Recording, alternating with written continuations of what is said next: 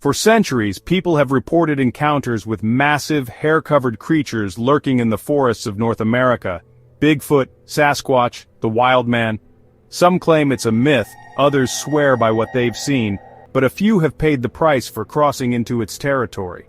Today, we're diving into some of the most terrifying historical Bigfoot encounters ever recorded.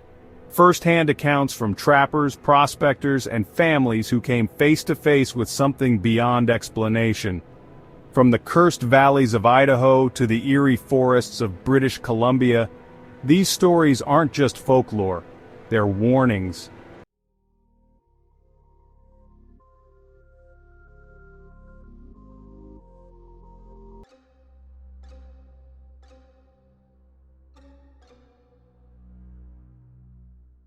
The Ape Canyon Attack, 1924. The battle that lasted all night. I've heard a lot of Bigfoot stories, but few are as terrifying as what happened to a group of prospectors in July of 1924, near Mount St. Helens, Washington. A man named Fred Beck and his 4 companions had spent 6 years prospecting for gold in a deep, remote ravine known today as Ape Canyon.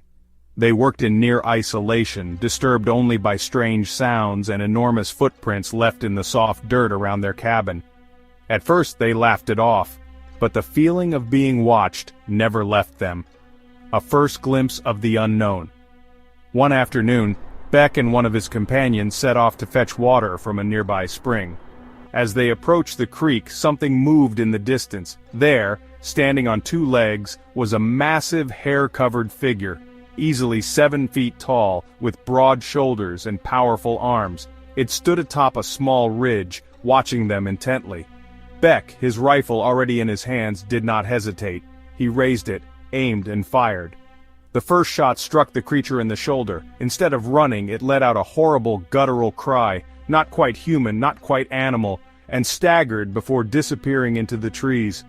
Then, the woods fell silent. They ran back to the cabin breathless, shouting what they had seen. The other men immediately grabbed their rifles and stood on high alert. That night, hell itself descended upon them, under siege by the Sasquatch horde. They were settling in for the night, the fire flickering low, when the first rock hit the roof. Thud. Then another. The thumping of heavy footsteps surrounded them, circling the small wooden cabin. They could hear them breathing, deep, growling exhales just beyond the walls. Then, without warning, the creatures attacked. Massive boulders began crashing against the cabin walls, shaking the entire structure. The men grabbed their rifles and fired blindly into the darkness, but the creatures didn't stop. The walls trembled as something slammed against the door. The prospectors braced against it, holding it shut with their own bodies. Then came the shrieking, a howl so unearthly and wild that Beck described it as the sound of demons let loose. One of the creatures climbed onto the roof, its massive weight causing the beams to creak and sag. It reached down the chimney, its long hairy arms swiping at the fire. One of the men grabbed a burning log and shoved it up the chimney, sending embers and flames bursting upward. The creature howled in pain and scrambled away. Hours passed like this. Shrieks, pounding footsteps, stones crashing against the walls. One of the creatures reached through a crack in the logs, nearly grabbing one of the men by the arm. A shotgun blast sent it retreating into the darkness. The men took turns firing at the moving shadows, but there were too many. They couldn't see them clearly, only dark, hulking figures moving between the trees. The dawn escape and a final shot. The assault continued until dawn. Then, as suddenly as it had begun, the creatures vanished into the forest. The men waited in silence, guns clutched in their shaking hands, afraid to move. When they finally stepped outside, the ground was covered in massive footprints, some as big as 18 inches long. The cabin was nearly destroyed. The door hung by a single hinge, the walls dented and battered from the barrage of stones and bodies slamming against them all night. Then, just before they could leave, Beck saw one last figure standing on a distant ridge. It was watching them. Without hesitation, Beck raised his rifle and fired one last shot. The creature staggered, then fell backward into a deep ravine, hundreds of feet below. The men wasted no time. They abandoned everything, running for their lives down the canyon, never looking back. Years later, Fred Beck would insist they weren't just animals. He believed they were something else, something ancient and intelligent. Even today, Ape Canyon remains one of the most notorious locations for Bigfoot encounters. Hikers report strange howls, rock throwing, and the eerie feeling of being watched. Maybe they never really left.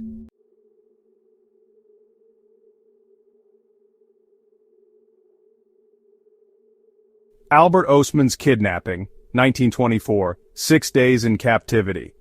In the summer of 1924, Albert Osman set off into the wilderness of Toba Inlet, British Columbia, on a solo gold prospecting expedition. It was supposed to be a peaceful trip, just him in the wilderness, but something was out there with him. For several nights he heard rustling near his camp, his supplies disturbed, yet he found no tracks. Then, on the 8th night, it happened.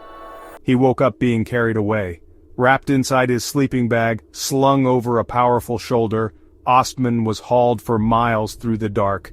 When he was finally dropped to the ground, he found himself in a strange clearing, surrounded. 4 creatures stood before him. A massive old male, the one who had taken him, a tall, imposing female, and 2 younger ones, a male and female. Osman watched them watch him. He wasn't harmed. They seemed curious. For 6 days he observed them and they observed him. He noted how they communicated in strange grunts, how the younger ones played like human children, and how the old male seemed to be the leader. He realized they weren't entirely wild, they had some level of intelligence. On the 6th day, he tricked the old male into eating chewing tobacco. The creature began choking, retching, and staggering in pain. In the chaos, Osman grabbed his rifle and ran for his life. For 30 years, he kept his story a secret, fearing ridicule. It wasn't until 1957 that he finally spoke to Canadian researcher John Green, revealing one of the most incredible Bigfoot accounts ever recorded.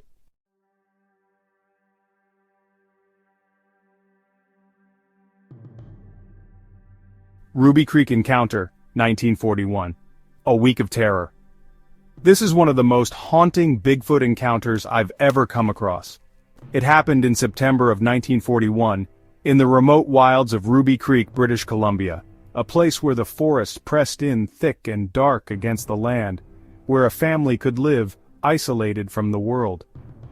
George and Jean Chapman, a First Nations family, had settled into this quiet existence with their 3 children, living in a modest wooden cabin near the river. Their life was peaceful until the day the creature came. A figure approaches.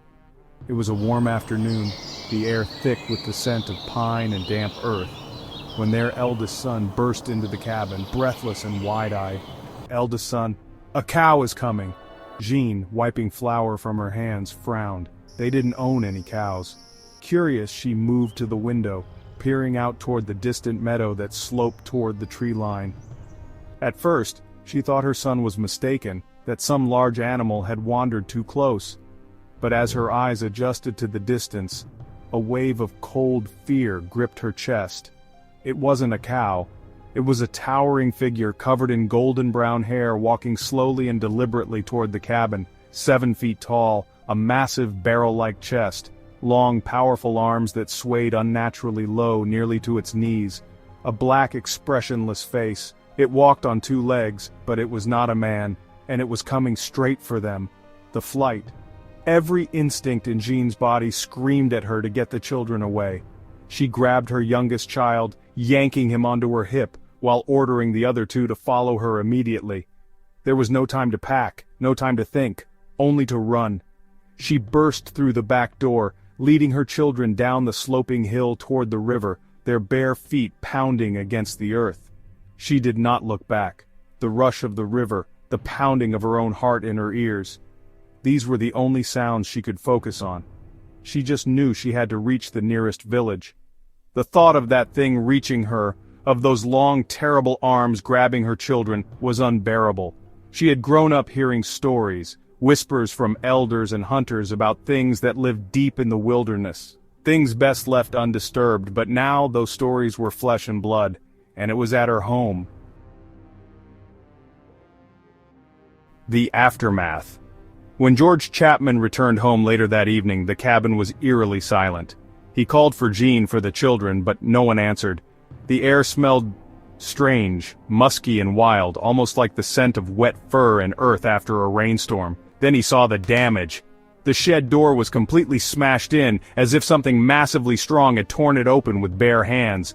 The wood splintered outward, hanging in jagged pieces. Inside, sacks of food lay shredded, overturned barrels spilling grains onto the dirt floor. A 55-gallon barrel of salted fish, too heavy for one man to carry alone, had been dragged from the storage area and dumped outside, its contents scattered in the dirt. Evidence.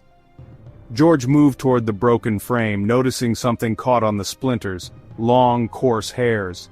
He plucked one free, holding it between his fingers. Light brown. Thick, unlike anything he had ever seen before. Then he saw the footprints, huge, deep imprints in the soil, each at least 14 inches long and wider than any human foot. They led from the tree line to the cabin, to the destroyed shed, and then back into the woods. Fear. George's stomach twisted. Something had been here. Something had watched his home, and now his family was missing.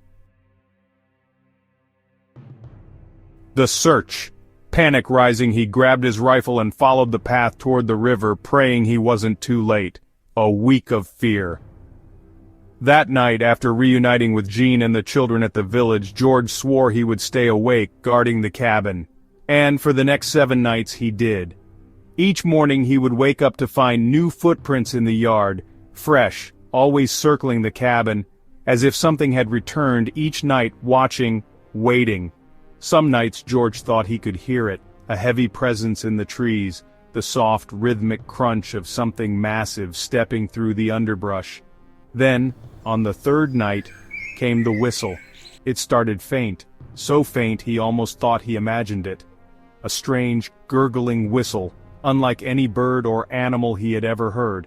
It rose and fell in a pattern, low and guttural, carrying through the night air like a call. The hair on George's arms stood up. He had heard stories of this sound before. Some of the older men in the village spoke of it as a warning, a sign that you were being watched. On the 5th night, he fired a warning shot into the trees, and the whistle abruptly stopped. But the footprints kept coming. The departure. By the end of the 7th night, George and Jean made a decision. They couldn't stay any longer. Whatever lived in those woods, it wasn't going to leave. They packed what little they could and abandoned the cabin, moving into the village where they would be safer. When they returned months later, they found the cabin untouched. Yet the feeling lingered, a weight in the air, a sense of something unseen still lurking in the forest, and the footprints were still there.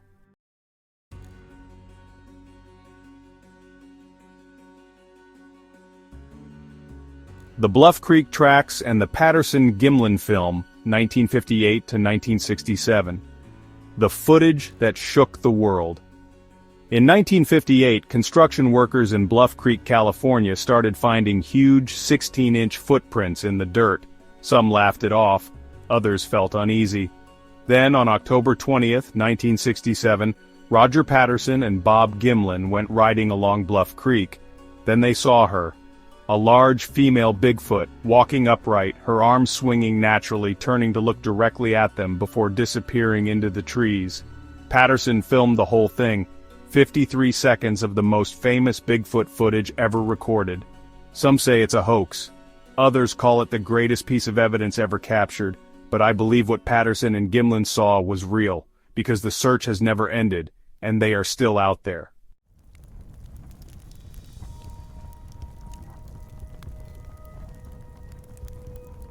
Do you think these were just tall tales, or is there something truly lurking in the forests, watching from the shadows? Let me know in the comments. If you enjoyed these terrifying accounts, don't forget to like and subscribe. It's a free way to support the channel. Thanks for watching, and remember, if you ever hear a strange whistle in the woods, don't ignore it.